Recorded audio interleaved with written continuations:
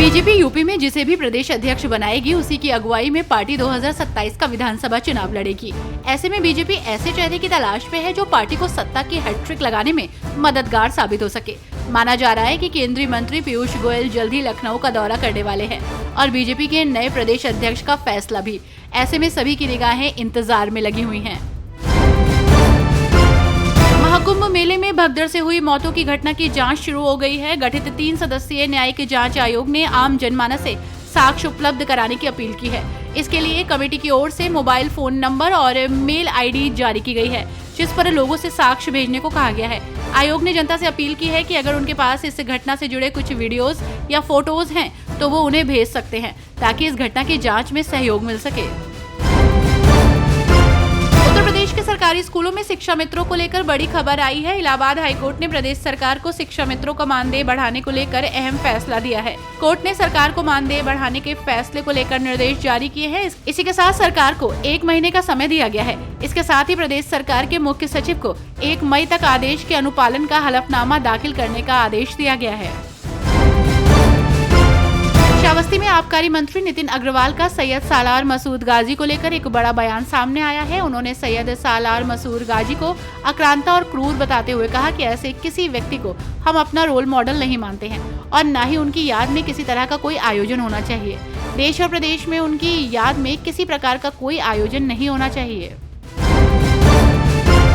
उत्तर प्रदेश के मथुरा के बरसाना में स्थित राधा रानी मंदिर में श्रद्धालुओं की सुविधा के लिए लगाए गए रोपवे का अचानक से ब्रेक फेल हो गया। इसके बाद ट्रॉली नीचे आ गई, जिसके चलते वो खंबे से टकरा गई और क्षतिग्रस्त हो गई। इस दौरान टोटल 3 ट्रॉलियां आपस में टकराई हैं, जिसमें कुछ श्रद्धालुओं को चोट भी आई है और उन्हें अस्पताल में भर्ती कराया गया है। उत्तर प्रदेश के गाजियाबाद जिले में एक गौशाला के अंदर मांस रखकर सांप्रदायिक तनाव भड़काने की कोशिश करने के आरोप में मंगलवार को 2 लोगों को गिरफ्तार किया गया। पुलिस ने ये जानकारी दी है। पुलिस ने बताया कि सिहानी गेट इलाके में हुई इस घटना के लिए गिरफ्तार किए गए लोगों की पहचान योगेश चौधरी और शिवम के रूप में हुई है। यूपी के कौशाम्बी में एक खौफनाक वारदात ने सभी को हिलाकर रख दिया। यहाँ अतीक अहमद के गुर्गों ने बीजेपी नेता और उनके भाई पर हमला कर दिया।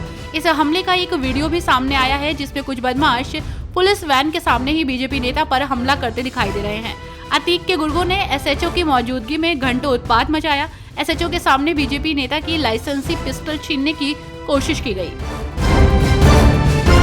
उत्तर प्रदेश की राजधानी लखनऊ में इन दिनों विमान यात्रियों को भारी दिक्कत का सामना करना पड़ रहा है। अमौसी एयरपोर्ट पर होने वाले काम के कारण सुबह 10 बजे से शाम 6 बजे तक विमानों का संचालन नहीं हो रहा है। इससे यात्रियों को होने वाली दिक्कत को देखते हुए सीएम योगी आदित्यनाथ ने दिन में संचालन का समय कम से कम 2 घंटे बढ़ाने के निर्देश दिए हैं। इसके बाद एयरपोर्ट प्रशासन पशुपेश में है। दरअसल दिन में संचालन का समय बढ़ाए जाने से काम की रफ्तार प्रभावित हो सकती है। दिल्ली से सटे गाजियाबाद के 61 गांवों की किस्मत बदलने वाली है। गाजियाबाद विकास प्राधिकरण के दायरे में इन गांवों का विकास शहर की तरह होगा। ये गांव मेरठ एक्सप्रेसवे ईस्टर्न पेरिफेरल के किनारे हैं और अब तक जिला पंचायत के क्षेत्र में आते थे। जीडीए बोर्ड की बैठक में 61 गांवों को प्राधिकरण में शामिल करने के प्रस्ताव को मंजूरी मिल गई है। शासन से मंजूरी मिलने के बाद गाजियाबाद विकास प्राधिकरण इन गाँवों को अपने दायरे में लेते हुए विकसित करने का काम शुरू कर देगा। औरंगजेब विवाद पर गोंडा में बीजेपी के पूर्व सांसद ब्रजभूषण शरण सिंह की प्रतिक्रिया सामने आई है। पूर्व सांसद ब्रजभूषण शरण सिंह ने कहा कि औरंगजेब की प्रशंसा करना, उसको महान बताना, ये देश औरंगजेब को स्वीकार नहीं करता। औरंगजेब के लिए एक आक्रांता, आतंकी या हमलावर जो भी शब्दों का इस्तेमाल करे, उसने हिंदुओं के ऊपर बड़े अत्याचार किए। हिंदुओं के ऊपर नहीं, मुसलमानों के ऊपर भी किए। हिंदू हो चाहे मुसलमान हो, उसको कोई अच्छा शासक नहीं मानता। पूर्व सांसद ने कहा कि जो लोग ऐसी बयानबाजी करते हैं वो कहीं ना कहीं उनके मन में कुछ न कुछ छिपा रहता है।